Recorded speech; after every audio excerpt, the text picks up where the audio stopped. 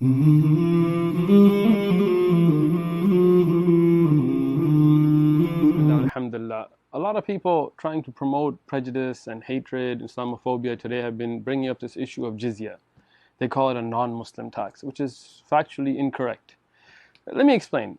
Every government, it needs funds to provide services to its citizens. For example, in the United States or in Europe, you get taxed. You look at your income, you get taxed 30%, 60%, depending where you live. You get taxed on sales. You go buy something from the store, 7%, 8%, 9%, you get taxed right away. And those taxes are taken to run the government. Now, in the Islamic form of governance, there are no taxes. That's not the way it works. So how will a government ruling by Islamic law provide those services as security, military, policing, welfare to its citizens? For the Muslims living there, they have to pay into that system through what's called zakat. Zakat is a pillar from the 5 pillars of Islam.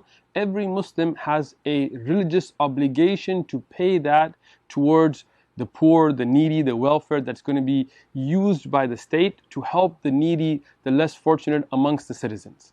Muslims and non-Muslims benefit from zakat. From the categories that can receive zakat are those that are not Muslim.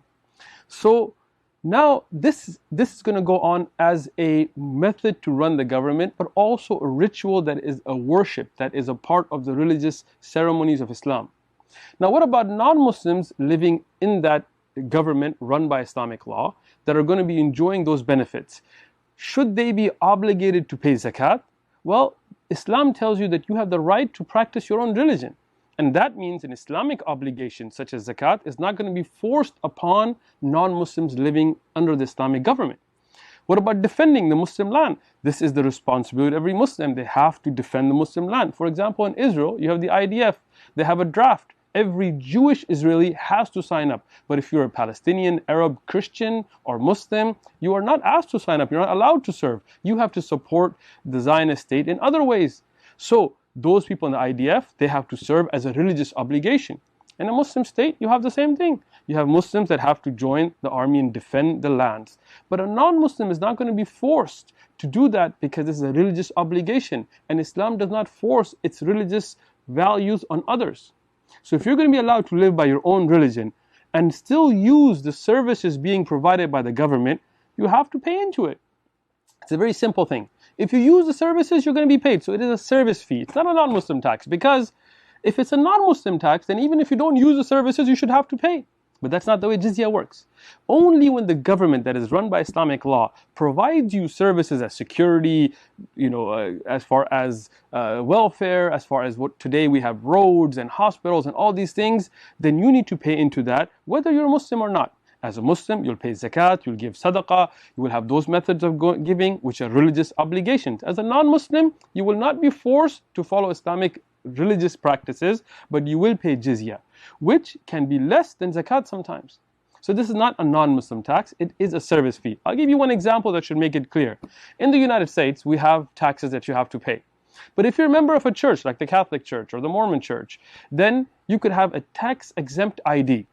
That the government says that these churches are fulfilling an obligation by helping the poor, by providing services that give them a tax-exempt ID. So you as a Catholic, when you give money as a religious worship to your Catholic church, you get to not pay taxes on them. You write them off on your taxes. Now an atheist, he doesn't want to give money to a Catholic church or a Muslim mosque or anything like this. So the government tells him, sorry, you got to pay taxes because these are services that the government is providing you. So because of that, you have to pay taxes. You don't say, oh, this is an atheist tax. No, you say that's a write-off because those churches, according to the US government, are fulfilling a welfare service of the government. So when you donate to your church, fulfilling as a Mormon 10% of your gross income, fulfilling that religious obligation, you don't have to pay taxes on them.